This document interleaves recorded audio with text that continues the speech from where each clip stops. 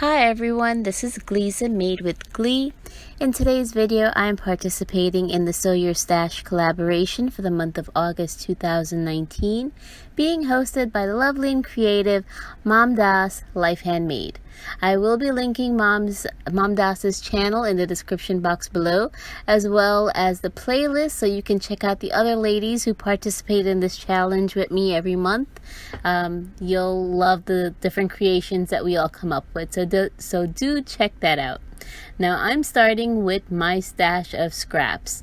These are all scraps that I have from various sewing projects left over, and I have some yardage of, I believe it's like flannel material. It's nice and soft and fuzzy.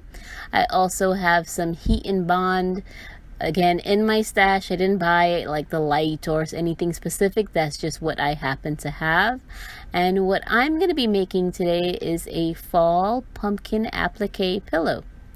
Now I'm going to go through this stash of fabrics and pick out the ones that I like, and here you can see I've grabbed a few colors that feel fall to me. And before I do that, of course, I cut out 2 squares from the white flannel fabric to big enough to cover the pillow, which I'm using a pre-made pillow that I usually use in Christmas, but I'm making this cover for it so I can use it now in the fall.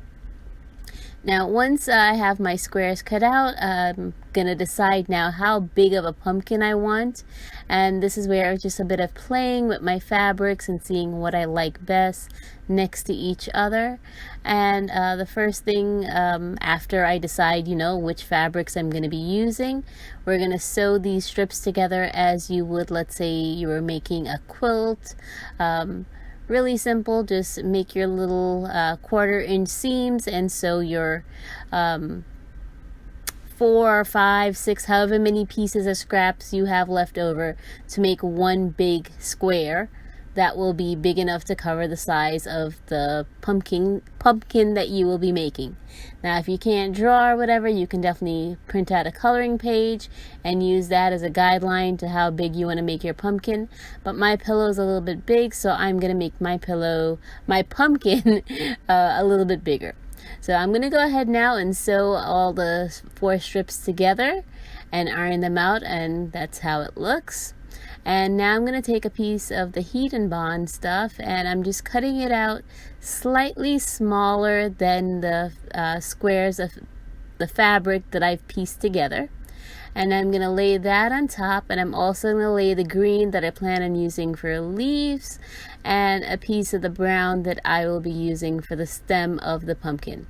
So I'm going to iron that, and it takes about 2 or 3 seconds really with a hot iron. Make sure it's no steam to apply the heat and bond onto your fabric.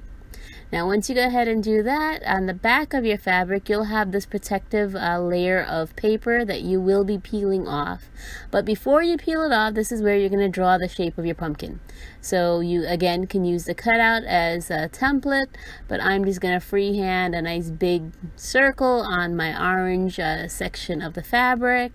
I'll draw in a stem on the brown portion and some leaves on the green.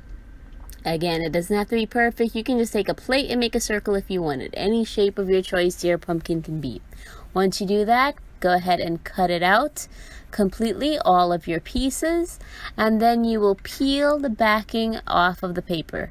Now, you may wonder why I wasted so much of this fusible stuff, but I'm going to be using the scraps for a totally different project, so that's why I decided to make a square and keep my scrap pieces for another purpose. So again, this is a really simple and easy project. Peel your backing off. That you're then going to iron that onto the front of your pillow. And now I'm not showing you exactly how to sew a pillow, because I do have a tutorial on how I do my easy zippered pillow cushions. But I just went ahead and top stitch all around the applique zigzag stitch. I then also added some lines to give it a little bit more detail and make it look like a pumpkin and not an apple or anything like that. And that's it, you guys. I put it together, which I will link that tutorial for you if you want to see how I make my zippered pillows. But it's really simple to do, and I have a great new pillow for the fall.